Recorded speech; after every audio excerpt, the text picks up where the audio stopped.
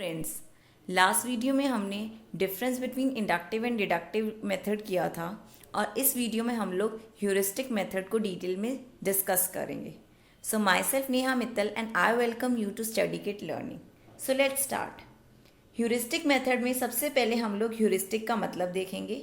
जो heuristic word है ये एक ग्रीक वर्ड ह्यूरिसिको से आया है, जिसका मतलब होता है आई फाइंड आउट या और आई डिस्कवर. मतलब कि मैं खुद फाइंड आउट कर सकता हूँ या डिस्कवर कर सकता हूँ. ये जो मेथड है ये प्रोफेसर हेनरी एडवर्ड आर्मस्ट्रांग के द्वारा बताया गया है. आगे देखते हैं इसके बारे में कि ये जो मेथड है ये एक प्रॉब्लम सॉल्विंग मेथड है, जिसमें बच्चा जो है खुद अपनी प्रॉब्लम को सॉल्व करता है टीचर की हेल्प के बिना.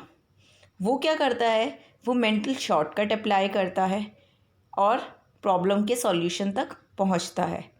इस मेथड में सॉल्यूशन जो होता है वो एक्सपेक्ट नहीं किया जाता कि वो परफेक्ट हो, क्योंकि हमारा जो मेन रीज़न होता है वो ये होता है कि बच्चा किस तरीके से जल्दी अपनी प्रॉब्लम तक पहुंचेगा. तो अब हम लोग देखें कि ये जो मेथड है ये प्रॉब्लम सॉल्विंग मेथड से बिल्कुल डिफरेंट होता है, क्योंकि प्रॉब्लम सॉल्विंग मेथड में हम step by step move on करते हैं जो हमें क्वेश्चन दिया होता है उसमें. पर इस मेथड में हम लोगों का मेन मोटिव ये होता है कि किस तरीके से हम लोग जल्दी से जल्दी सॉल्यूशन तक पहुँचे अपनी मेंटल थिंकिंग का यूज़ करके. तो सॉल्यूशन जो आएगा वो परफेक्ट ना भी हो तो चलेगा, पर हमारा जो मेन मोटिव है वो है शॉर्टकट तरीका, जिससे कि हम लोग उसके सॉल्यूशन तक पहुँचने की कोशिश करें. जैसे कि हम लोग एग्जाम्पल देख सकते हैं वैदिक मैथ्स. हम लोग आंसर तक पहुंचते हैं शॉर्टकट अप्लाई करके. अब वो किस तरीके से शॉर्टकट है हमें कोई मतलब नहीं है, हमें पता है कि इससे हमारा आंसर आ जाएगा तो वो हमारे लिए बेस्ट है. ऐसे ही जो कॉमन सेंस होती है, ये जो बच्चे का एकदम से जवाब देने वाला तरीका होता है, वो इस मेथड को उसी से हम लोग बेसिकली वो चीज़ बताता है ये मेथड. अब हम लोग आगे देखते हैं. सबसे पहले हम लोग डिस्कस करते हैं कि टीचर का रोल क्या होता है. तो जो टीचर का रोल होता है इस मेथड में वो बहुत कम होता है.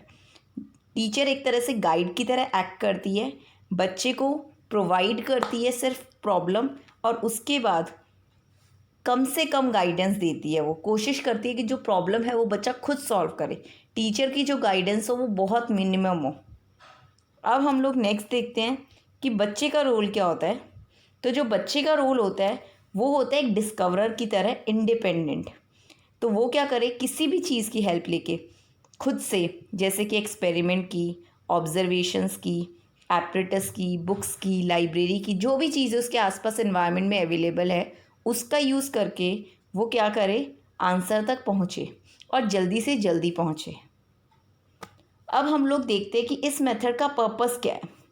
इस मेथड का पर्पस है कि बच्चे में प्रॉब्लम सॉल्विंग एटीट्यूड डेवलप हो, साइंटिफिक एटीट्यूड डेवलप हो, खुद को एक्सप्रेस कर सके बच्चा, फ्यूचर में जो लर्निंग कर सके वो खुद से कर सके, और चीज़ों को लिसन करे, ऑब्जर्व करे और डिस्कवर करे.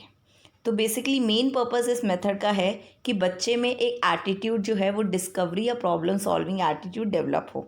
बच्चे बिना किसी की हेल्प से किसी भी तरीके का क्वेश्चन उनके आगे आ जाए, चाहे वो रियल लाइफ में हो चाहे वो किसी एग्ज़ाम में हो, बच्चे कोशिश करें कि वो खुद से कर सके उसको. तो ये मेथड बेसिकली रोट मेमोराइजेशन से बिल्कुल डिफरेंट होता है. बच्चे कोशिश किया जाता है कि बच्चा क्या करे, खुद से सीखे चीज़ों को. अब हम इसके प्रिंसिपल्स के बारे में पढ़ेंगे. तो जो सबसे पहला प्रिंसिपल है वो है सेल्फ थिंकिंग. तो बच्चे जो अपनी थिंकिंग है वो खुद से फॉर्म कर पाते हैं और इंडिपेंडेंटली चीज़ों को जज कर पाते हैं कि किस तरीके से वो लोग सोचें कि वो सॉल्यूशन तक पहुंच सके. नेक्स्ट है पर्पसफुल एक्सपीरियंस. पर्पसफुल एक्सपीरियंस से मतलब है जो भी लर्निंग वो लोग कर रहे हैं वो आगे उनकी लाइफ में या किसी और प्रॉब्लम को सॉल्व करने में उनकी हेल्प करेगी. तो बेसिकली इससे जो लर्निंग भी उनकी होती है वो स्ट्रांग होती है. इसके बाद लॉजिकल थिंकिंग. तो बेसिकली बच्चे जो हैं वो लॉजिकली सोच पाएंगे चीज़ों के बारे में, एक लर्निंग को दूसरी लर्निंग से कनेक्ट कर पाएंगे, रियल लाइफ में उसको अप्लाई कर पाएंगे. नेक्स्ट प्रिंसिपल है फ्रीडम. फ्रीडम से मतलब है कि फ्रीली बच्चे इंडिपेंडेंटली किसी चीज़ के बारे में सोच सके। तो वो जो प्रॉब्लम सॉल्व करते हैं वो without the help of anyone solve करते हैं, तो ये भी उनको आगे रियल लाइफ में बहुत हेल्प करती है। लर्निंग बाय डूइंग, तो बच्चे कैसे सीख रहे हैं? चीज़ों को खुद से करके सीख रहे हैं। तो अगर बच्चा खुद से करके सीख रहा है तो वो जो लर्निंग होती है उसकी ड्यूरेबल होती है। अब हम लोग आगे देखते हैं एग्जाम्पल। तो अब एक एग्जाम्पल है कि एक प्रॉब्लम हमने बच्चे को दी। प्रॉब्लम है, I am a 2 digit number, my first digit is 4 times the second digit and my digit add up to 10। एक 2 डिजिट का नंबर है जिसमें फर्स्ट डिजिट जो है 4 टाइम्स सेकेंड डिजिट के है और दोनों डिजिट को हम ऐड करते हैं तो आंसर 10 आता है। तो बच्चा जब सोचना शुरू करता है तो वो कोई लॉन्ग लंबा प्रोसेस x+y करके नहीं सोचेगा, वो एक जनरल सा तरीका सोचेगा। वो उसने क्या किया, एक नंबर लिया जिसमें उसने 10th प्लेस पे 1 रखा और 1st प्लेस पे 4 रखा। जब दोनों को ऐड किया तो आंसर 5 आया। तो उसने देखा ये आंसर तो नहीं हो सकता, फिर उसने 2 को रखा, तो 2 रखा तो 8 आया और 8 और 2 को ऐड करके हमारे पास आंसर 10 आ रहा है। तो उसने सोचा कि ये हमारा आंसर सही है।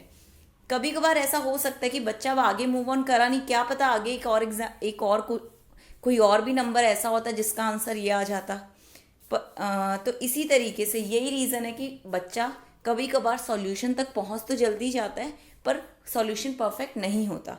इस केस में हमारे पास आंसर यही है, पर ऐसे कोई केस हो सकते हैं जिसमें 2 नंबर भी ऐसे हों। नेक्स्ट हम लोग देखते हैं मेरिट्स ऑफ ह्यूरिस्टिक मेथड। तो सबसे पहला जो मेरिट है इसका वो है, it develops the habit of inquiry and investigation among student. बच्चों के अंदर इंक्वायरी और इन्वेस्टिगेशन की जो हैबिट है वो डेवलप करता है ये मेथड। नेक्स्ट है, it develop self confidence, self reliance and scientific attitude. तो बच्चे पे खुद पे विश्वास करना, खुद पे बिलीव करना और खुद पे कॉन्फिडेंस करना या एक साइंटिफिक एटीट्यूड का डेवलप होना, ये इस मेथड से बच्चा सीखता है। नेक्स्ट है, the knowledge obtain by this method is more durable. तो जो नॉलेज होती है इस मेथड से वो ज़्यादा स्टेबल होती है, क्योंकि जो कर रहा है वो बच्चा खुद से कर रहा है। तो बच्चे के हमने पढ़ा है कि जितने ज़्यादा सेंसेस यूज़ होते हैं लर्निंग में उतनी ही ज़्यादा बच्चे की जो लर्निंग होती है वो स्ट्रांग होती है। तो इसीलिए जो लर्निंग है इस केस में वो स्टेबल रहती है। नेक्स्ट है, individual attention of the teacher is possible and the relationship between the teacher and learner become more intimate. तो जो स्टूडेंट टीचर रिलेशनशिप होता है वो भी बहुत अच्छा हो जाता है। रीज़न ये क्योंकि सब बच्चे अपने अपने तरीके से प्रॉब्लम को सॉल्व कर रहे हैं, तो टीचर जो है इंडिविजुअली हर बच्चे को अटेंड करेगी, देखेगी, कुछ ना कुछ अगर कोई ज़्यादा प्रॉब्लम आ रही है तो उसको हेल्प करेगी। तो इससे स्टूडेंट टीचर का रिलेशनशिप भी बहुत अच्छा होता है। नेक्स्ट देखते हैं, नेक्स्ट है डीमेरिट्स ऑफ ह्यूरिस्टिक मेथड। तो सबसे पहला जो डीमेरिट है हमारा वो है, it is not suitable for lower classes. तो ये जो मेथड है ये छोटे बच्चों को हम लोग नहीं करा सकते, क्योंकि उनकी जो थिंकिंग है, प्रॉब्लम सॉल्विंग अप्रोच है वो नहीं डेवलप हो रखी होती छोटी क्लासेस में। नेक्स्ट है, it is very slow method. तो ये जो मेथड है वो काफ़ी स्लो है, ठीक है, टाइम लगता है। बच्चा जो है कितना टाइम ले प्रॉब्लम को सॉल्व करने में ये डिपेंड करता है। हालांकि हम इस मेथड में कोशिश करते हैं कि बच्चे जल्दी से जल्दी पहुँचे, पर हर बच्चे तो बच्चे इंडिविजुअल डिफरेंसेस हैं, कितना टाइम लगेगा हम कह नहीं सकते, तो थोड़ा स्लो मेथड है।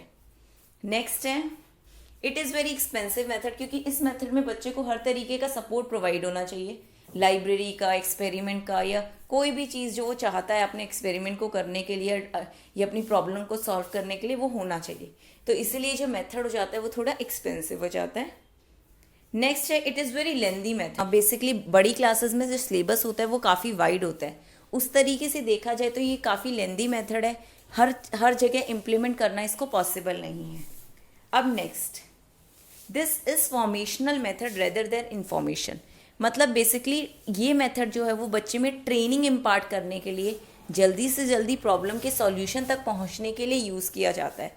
हम इस मेथड में बच्चे को कोई इन्फॉर्मेशन नहीं दे रहे हैं, बच्चे ने जो इन्फॉर्मेशन ऑलरेडी गेन कर रखी है उसको यूज़ करवा रहे हैं। तो ये जो मेथड है वो एक फॉर्मेशनल मेथड है। That's all for today, thank you.